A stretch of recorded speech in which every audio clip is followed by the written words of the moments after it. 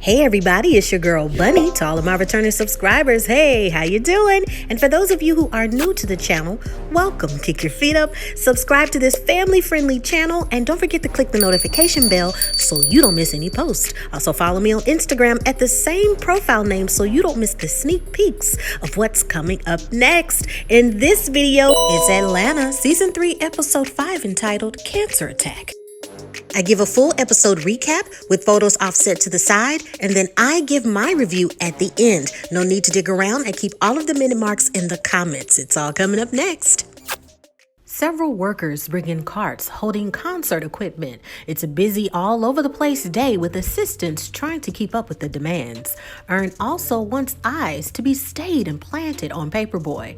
Darius views blueprints of the building. Word is that the building is haunted. There's about 4 or 5 rooms that aren't even on the blueprint. He wants an adventure. Xoxo is still hanging out with everyone and no one wants to visit another Euro strip club. Earn then recaptures the focus for the room, especially Paperboy. The meet and greet from the Dream Foundation is present. A young boy excited to meet Paperboy. Earn then texts Van. It's been 6 days since he heard from her and he's worried. The security is on it as they keep checking Earn for a backstage entry pass. Back in the room with the Dream Foundation, it's time for the room to clear as the artist needs time to prepare for the show.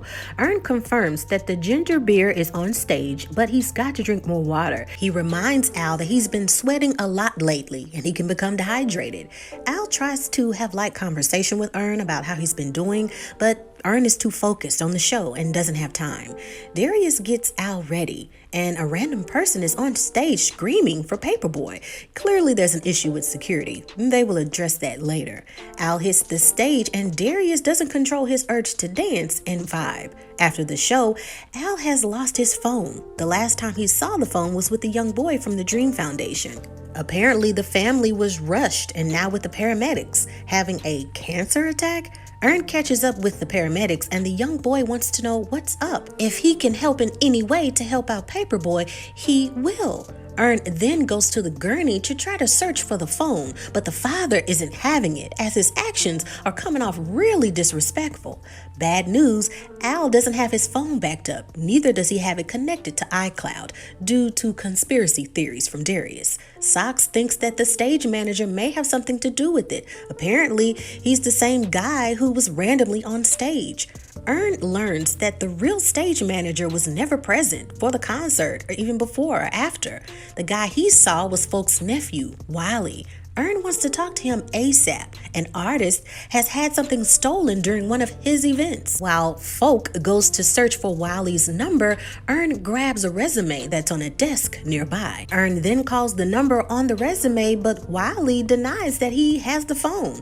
He was at the concert, but he was meeting to have an interview. Xoxo is so frustrated, he grabs the phone, screaming that they need the phone back in 15 minutes or they will resort to violence. Paperboy tries to clear up things, saying, hey man, we don't want to hurt you, we just need to meet back up because I have a flight and I need my phone. Unfortunately, Wiley hangs up.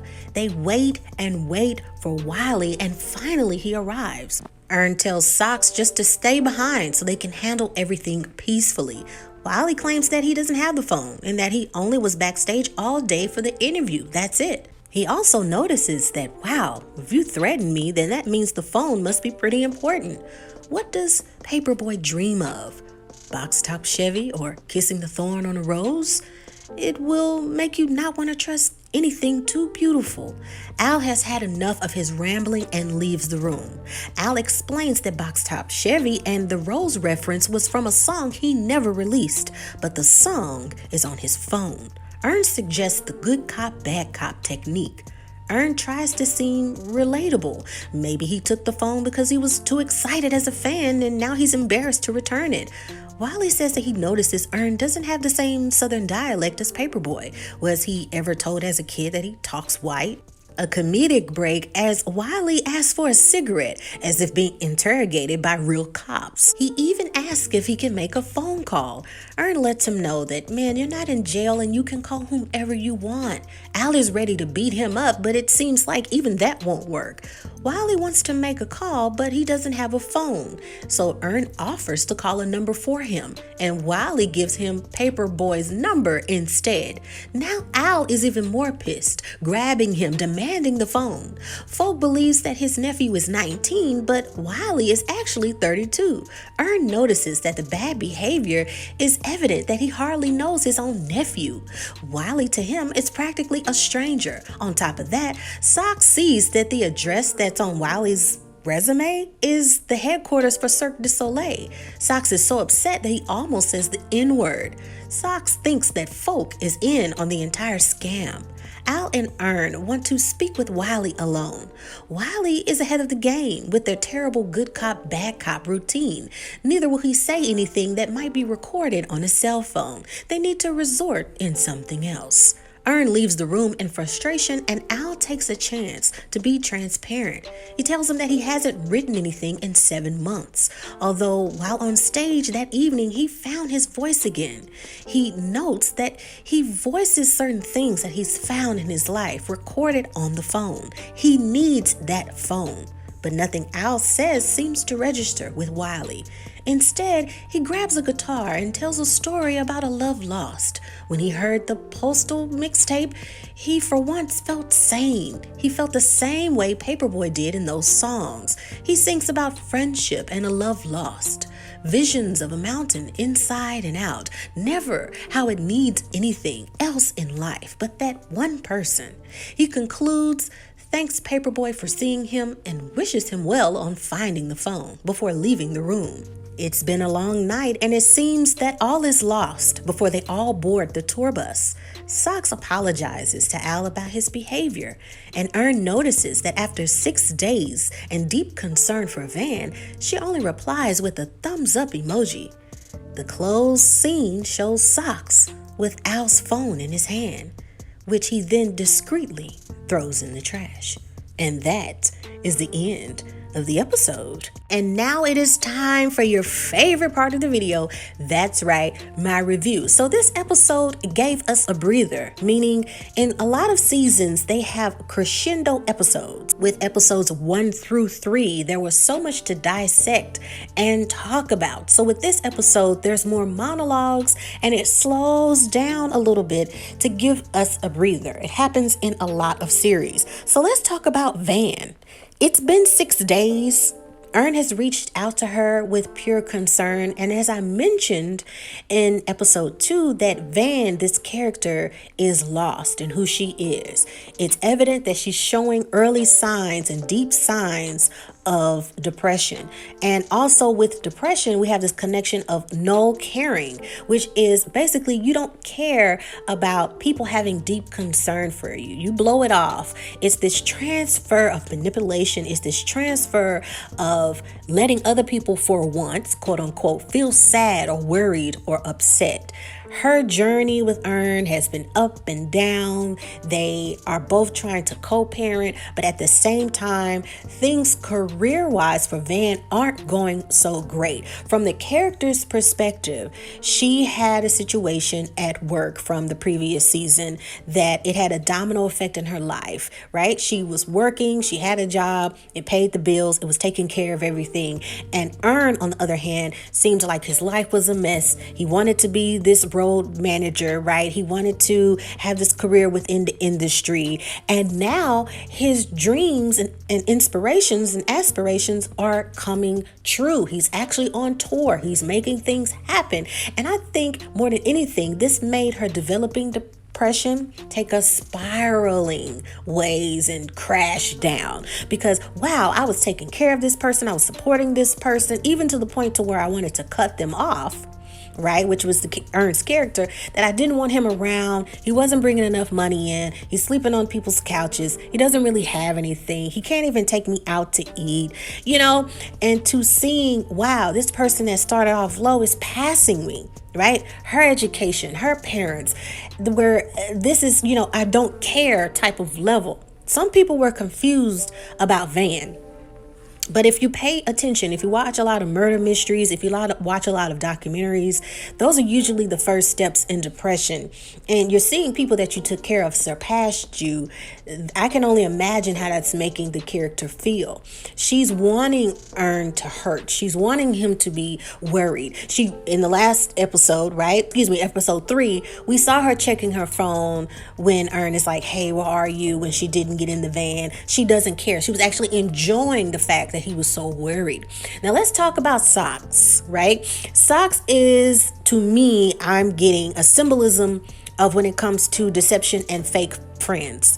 When it comes to this series, each character sometimes, when they come and they go, they have a purpose. And this character, Xoxo, to me, is the deception and the fake friendship. He seems to be all there for one. Why is he there? He's only there because of a connection with Darius. We still haven't gotten the backstory about Darius, but we trust him as a friend. So if Darius brought him in and other people are hanging with him as the audience, then we start to feel more comfortable with Xoxo. We think that, oh, they're having fun. They went to the strip club, but they don't want to go to another Euro strip club. You know, they're having fun. We're accepting him as a friend.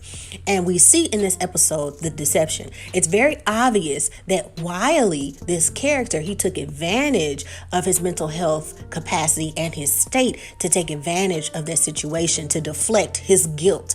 It's evident that he let Wiley see what was on that phone. That's the only way Wiley could have known the number. That's the only way Wiley could have known the songs and the information, because when we see the reveal that he has the phone, I watch a lot of murder mysteries. I'm like, why haven't they asked Xoxo if he has the phone? Because there's this dynamic of trust and trusting him, thinking, oh, this complete stranger who we don't know couldn't deceive us. And in actuality, especially in the entertainment industry, you have to double back down on the people around you. So this is another thing that we're seeing. We're seeing their crew, right, blossom and more people coming around them who they barely know.